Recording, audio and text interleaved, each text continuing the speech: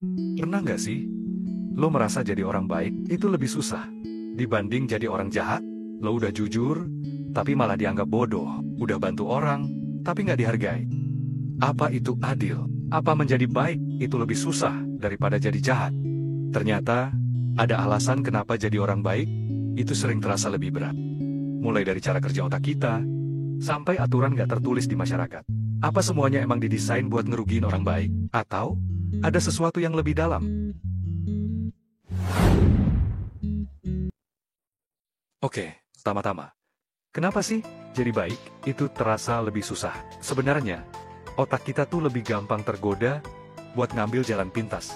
Berbuat curang atau nyari keuntungan instan, itu seringkali terasa lebih menguntungkan dalam jangka pendek. Tapi pas lo milih buat tetap jadi baik, lo justru dapat lebih banyak tantangan. Kenapa bisa gitu? Salah satu alasannya adalah the cheater's advantage, atau keuntungan buat mereka yang curang. Orang yang manipulatif sering dapat hasil lebih cepat karena mereka nggak main sesuai aturan. Misalnya di tempat kerja, ada dua orang yang sama-sama pengen naik jabatan.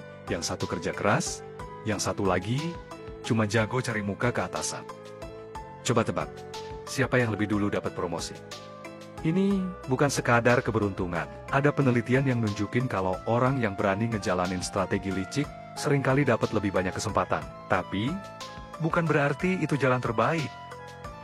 Selain karena keuntungan buat mereka yang curang, orang baik seringkali terjebak dalam apa yang disebut nice guy syndrome.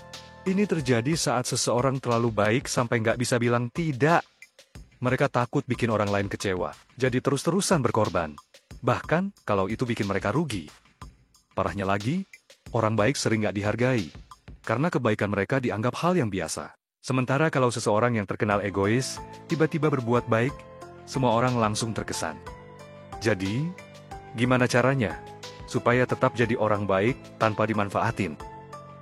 Oke, jadi orang baik itu penting, tapi lo juga harus tahu batasnya. Nah, ada beberapa cara supaya lo tetap jadi orang baik tanpa gampang dimanfaatin.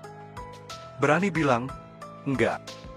Banyak orang baik takut nolak permintaan karena nggak enakan. Padahal, bilang enggak itu bukan berarti lo jahat, tapi lo tahu batasan diri sendiri.